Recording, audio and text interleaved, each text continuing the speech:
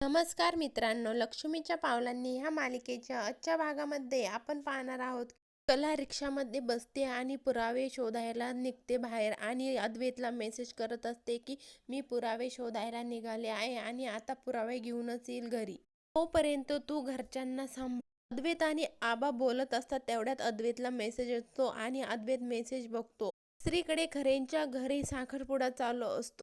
गुरुजी दिनकरला म्हणतात की वस्त्र द्या जावई बापूंना दिनकरराव. दिनकर सौरभच्या हातामध्ये कापड ठेवतो आणि आणि म्हणतो की सौरभराव सांभाळून घ्या, तुम्हाला आवडतात की नाही काय माहिती कापड, पण सांभाळून घ्या आम्हाला. दिनकर हात जोडत म्हणत असतो. त्यावर सौरभ म्हणतो की अहो बाबा, तुम्ही हात काय जोडतायत, मी आता घरचाच आहे ना. सौरभ संगीताला म्हणतो आई तुम्ही सांगा ना यांना. सौरभचं हे बोलणं ऐकून दिनकर आणि संगीताला खूप बरं वाटतं.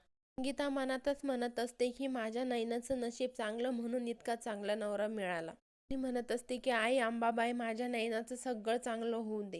दुसरीकडे चांदेकरांच्या घरी देखील तयारी सुरू असते. राहुल येतो आणि राधाच्या हातात गुलाबाचं फूल देतो आणि ते दोघे जण गप्पा मारत बसतात. दुसरीकडे विजया सरोजला म्हणते, सरोज तुझी सून कला आहे तरी कुठे? वहिनी म्हणते की कला आता थोड्या वेळापूर्वी इथेच होती, ती डेकोरेशन बघायला बाहेर गेली होती.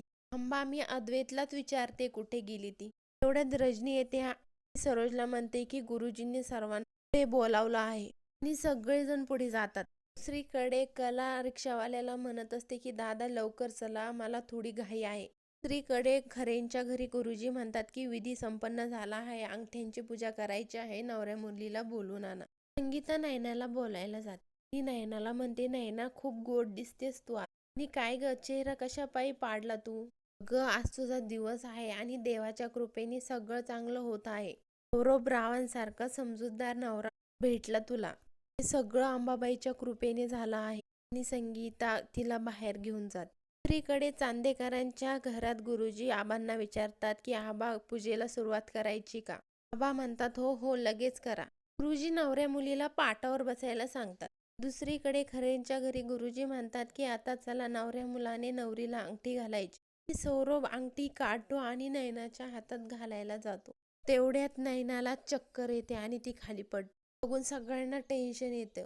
सौरभ नयनाच्या डोळ्यावर पाणी मारतो आणि नयना जराशी हालचाल करते. ती सोफ्यावर बसते. संगीता म्हणते की असं काय होतंय तुला परत परत. दिल म्हणते की मी मी डॉक्टरांना घेऊन येते लगेच. त्यावर संगीता म्हणते अगं सौरभराव डॉक्टर आहे, ते तपासतील तिला. सौरभ म्हणतो की तिने कालपासून काही खाल्लंय का? संगीता म्हणते हो, ती काल जेवली होती पण तिला उलट्या झाल्या होत्या. सौरभ नयनाची नस चेक करतो. संगीता म्हणते की सौरभराव काय झालं आहे आमच्या नयनाला. दुसरीकडे चांदेकरांच्या घरात राधाला गुरुजी वस्त्र देतात आणि म्हणतात की मुली हे वस्त्र आहे आणि तू हे परिधान करून आल्यानंतर तुम्ही एकमेकांच्या हातात अंगठ्या घालतात. तुमच्या दोघांचा एकत्र प्रवास सुरू होतानाच हे पहिलं वस्त्र आहे आणि हे तुला सासरकडून मिळालं आहे. जा मुली तू तयार होऊन ये. रजनी राधाला घेऊन जाते रूममध्ये तयार होण्यासाठी. गुरुजी राहुलला देखील पूजेसाठी बसायला बोलवतात. दुसरीकडे कला हॉटेल रॉयल समोर उतरते.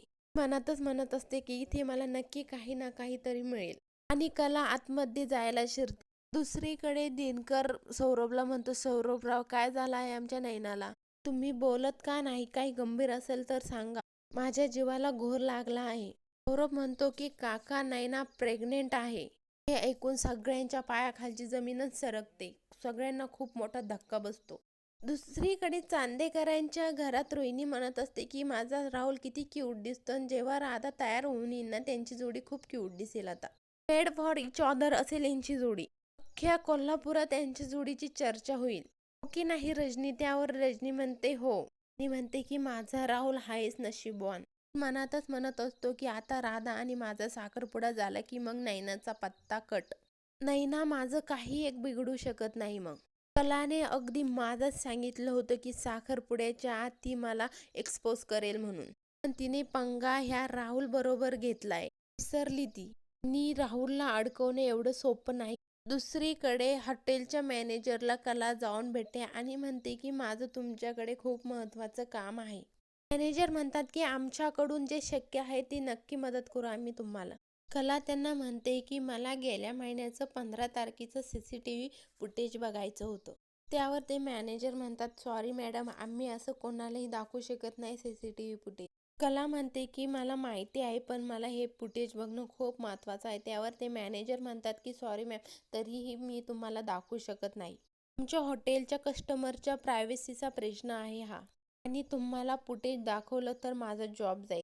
मला मनातच म्हणते की आता काय करू मी, मला काही करून साखरपुडा थांबवायलाच हवा. कसं समजावू मी यांना आता. दुसरीकडे चांदेकरांच्या घरात अंगठ्यांची पूजा चालू असते आणि अद्वैत मनातच म्हणतो, कुठे गेली ती अति आगाऊ काय माहिती, अजून देखील आली नाही. मला जर आबांनी विचारलं कला कुठे गेली तर मी काय सांगू त्यांना. आणि मनातच म्हणत असतो की खरे लवकर ये, नाही तर अडकेल मी तुझ्यामुळे. दुसरीकडे हॉटेलच्या मॅनेजरला कला म्हणते की तुम्हाला मला सीसीटीव्ही फुटेज दाखवावेच लागेल. ह्या हॉटेलमध्ये गैरप्रकार घडतात असं कळालं आहे मला, आणि माझ्या बहिणीच्या आयुष्याचा प्रश्न आहे. त्यामुळे मला नाईलाजाने पोलिसांना बोलवावं लागेल. मग तेच तुमच्याशी काय ते बोलतील. मॅनेजर म्हणतात की मॅडम असं काही नाही. कला म्हणते की माझ्याकडे सगळी माहिती आहे. जर आता पोलिसांना कॉल केला तर पोलीस येतील आणि तुम्हाला नाईलाजाने मला सीसीटीव्ही फुटेज दाखवावीच लागतील. आणि काय आहे ना, पोलीस येणार म्हणजे रिपोर्टर देखील येणार आणि तुमच्या हॉटेलचं नाव खराब व्हायला, नाचक्की व्हायला वेळ नाही लागणार मग. त्यापेक्षा तुम्ही आता मला ते सीसीटीव्ही फुटेज दाखवा आणि आपण हा विषय इथेच संपूयात. त्यावर ते मॅनेजर म्हणतात की ओके, मी दाखवतो मी तुम्हाला हे फुटेज, पण तुम्ही प्लीज पोलिसांना बोलवू नका. तुझी सांगतात की चांदेकरांच्या सुनांनी म्हणजे चांदेकरांच्या घरातील सुवासिनींनी नवरी मुलीची ओटी भरायची आहे. त्यावर रोहिणी इकडे तिकडे बघते आणि तिला कला दिसत नाही आणि सरोजला म्हणते, सरोज वहिनी, अगं तुझी सून कला कुठे आहे? आतापर्यंत इथंच होती. अद्वैत, तुला माहिती आहे का कला कुठे आहे ते? सरोज म्हणते की काहीच गरज नाही, आपण तिघे आहोत ना, आणि तसंही घरातील मोठ्यांनीच ओटी भरायची असते. रोहिणी म्हणते की म्हणूनच तर कला इथे हवी आहे ना वहिनी. आता ह्या घरची मोठी सून आहे कला, आणि राहुलची लाडकी वहिनी देखील आहे ना. ह्या जावेकडून धाकटीची ओटी भरणं हे महत्वाचं असतं. पुढे राधा आणि कलालाच एकत्र नांदायचं आहे ना ह्या घरात. अशी तू आणि रजनी आहात तसं. वहिनी पुन्हा अद्वैतला म्हणते, अद्वैत शोधले का तू तिला, कुठे आहेस ती? दुसरीकडे हॉटेलचे मॅनेजर कलाला सीसीटीव्ही फुटेज दाखवतात. कला मनातच म्हणते की आज जर इकडे काही जर सापडलं नाही ना, तर मी घरी काय सांगू, घरी काय चालू असेल, माझी गरज तर नाही ना पडणार, आणि साखरपुडा झाला तर नसेल ना. असे खूप प्रश्न पडतात कलाला मनामध्ये. कलाला राहुलचे आणि नैनाचे सीसीटीव्ही फुटेज दिसते. ते हॉटेलच्या आतमध्ये जातानाचे दिसतात. त्यानंतर कला मॅनेजरला म्हणते की याचे पुढचे फुटेज कुठे, आणि कला म्हणते की हेच फुटेज हवं होतं मला. कला म्हणते की मला हे फुटेज माझ्या फोनमध्ये ट्रान्सफर करून हवं. त्यावर मॅनेजर म्हणतात की सॉरी मॅडम, राहुल चांदेकर आमचे क्लायंट आहे, हे फुटेज मी असं नाही देऊ शकत तुम्हाला. त्यावर कला म्हणते, असं कसं नाही देऊ शकत, ते फुटेज बघून मग काय उपयोग. मॅनेजर म्हणतात की रिअली सॉरी मॅडम, पण हे शक्य नाहीये. कला म्हणते की हे बघा, मला तुम्हाला कसं सांगू हे कळत नाहीये. हे फुटेज घेणं माझ्यासाठी खूप महत्वाचं आहे. मी प्लीज तुम्हाला रिक्वेस्ट करते, माझ्या बहिणीच्या आयुष्याचा प्रश्न आहे, नाहीतर मी उगाच असं तुमच्याकडे फुटेज का मागेल. मॅनेजर म्हणतात की माझ्याकडून जेवढं शक्य होतं तेवढं मी केलं, आणि असं मी कोणाचंही फुटेज देऊ शकत नाही. आणि चांदेकरांचं तर नाहीच नाही, त्यांना जर कळलं ना माझी नोकरी तर जाईलच, आमच्या हॉटेलवर देखील केस करतील. कला म्हणते की प्लीज द्या. त्यावर मॅनेजर म्हणतात की हे बघा मॅडम, चांदेकर फॅमिलीतलं कोणी जर इथे येऊन सांगितलं तर मी देऊ शकतो. कला म्हणते की अहो दुसऱ्या कोणाला कशाला, मग मलाच द्या, मी चांदेकरांची सून आहे. कला म्हणते की मी सौ कला अद्वैत चांदेकर आहे, मला हवं असेल तर तुम्ही क्रॉस चेक करू शकता. त्यावर मॅनेजर म्हणतात नाही नाही मॅडम, त्याची काही गरज नाही, मी देतो मॅडम, पण मॅडम माझं नाव कुठे येऊन देऊ नका. त्यावर कला म्हणते की नाही दादा, तुम्ही ती काळजी करूच नका, तुम्ही माझी एवढी मदत केली, मी तुमचं नाव कुठेही येऊ देणार नाही, शब्द आहे माझा. मॅनेजर म्हणतात की ठीक आहे, तुमचा ईमेल ID, आणि मॅनेजर कलाला सीसीटीव्ही फुटेज पाठवतात. कला मॅनेजरला म्हणते की थँक्यू सर, येते मी, आणि कला तिथून निघते. दुसरीकडे खरेंच्या घरी संगीता खूप रडत असते आणि दिनकरला म्हणत असते की काय केलं हो हिने, याच्यासाठी आपण जन्माला घातलं का, ना थोबाड काळ केलं तर केलं, आपलं देखील केलं. संगीता नैनाला म्हणते की अगं या परीस तू जीव का नाही दिलास, नाहीतर एकदाचा आमचा तरी जीव घे, म्हणजे सुटलीस तू. तिला म्हणते की अगं कोणाचं पाप आहे पोटात, थोबाड उघड आणि बोल. आणि त्याच्या घरी ठाऊक आहे का हे सगळं? नाव काय आहे त्याचं? कुठं राहतो? बोल ना तू, बोल ना नाही ना. संगीता खूप संतापत असते आणि म्हणते की मीच जाती जीव देते. संगीताला काजल अडवते.